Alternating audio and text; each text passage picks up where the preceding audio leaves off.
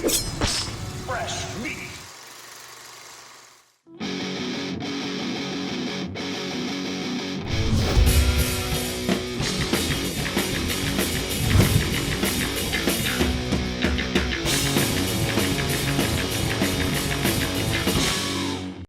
There's just something about threes in movies that can follow up some all-time classics and land with a relative FUD like Alien 3 or Godfather Part 3, or try to redirect the series like Nightmare on Elm Street 3 or Halloween 3.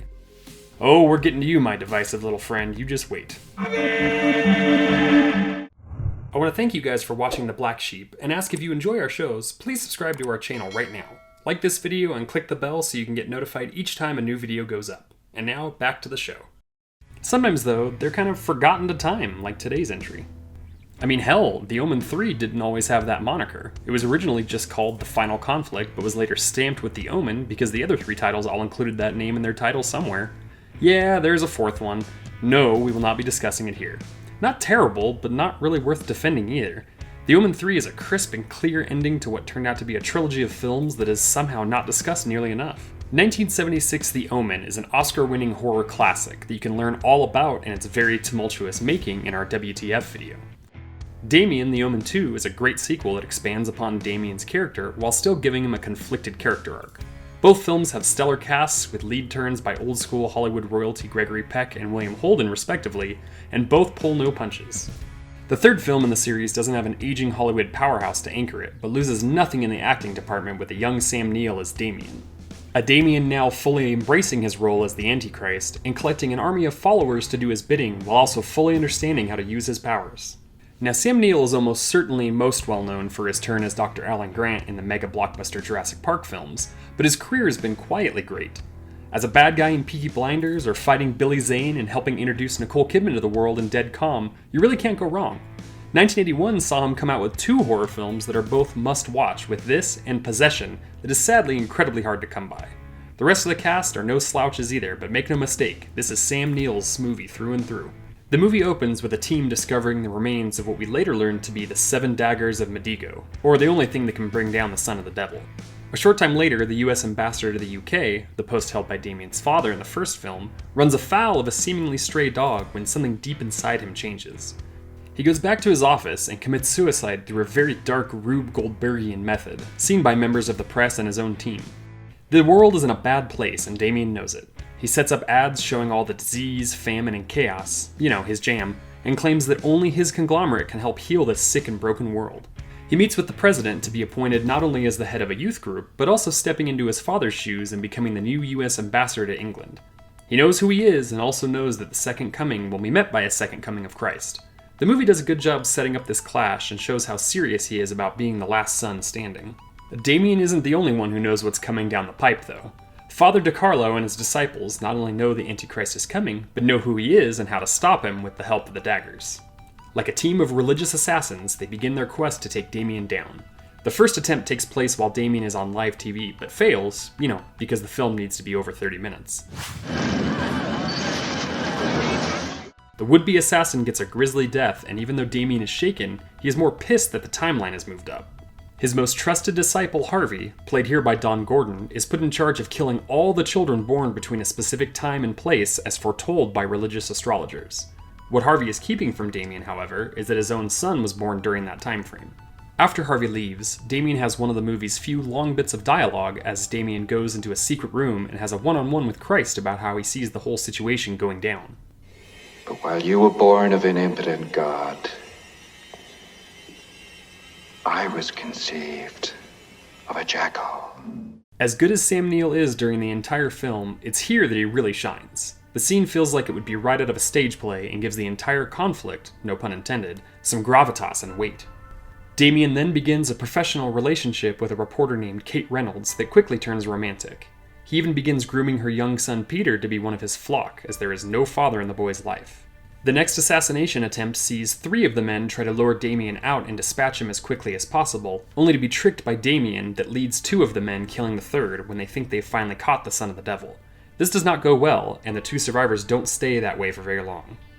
After another failed attempt, Father DiCarlo sends in 2 of his final soldiers to go back to some subterfuge after the last, more direct attempt failed. During a fox hunt set up by Damien, one of the men makes it so Damien ends up on a bridge alone, and the two men close in on him from both sides. We get to see some more of the tricks Damien has up his sleeve as he makes the first guy's horse throw him off a bridge, and a pack of hunting dogs turn feral on the remaining one in one of the better oh crap moments of the film. Take him. Damien realizes that the attempts are becoming more frequent and daring, so he gathers all of his disciples together in a very cool scene that shows just how much influence the Antichrist can have. He uses that Sam Neill swagger to have them kill all the children born during the time frame they discovered where the second coming of Jesus will be. Slay the Nazarene, and I shall reign forever.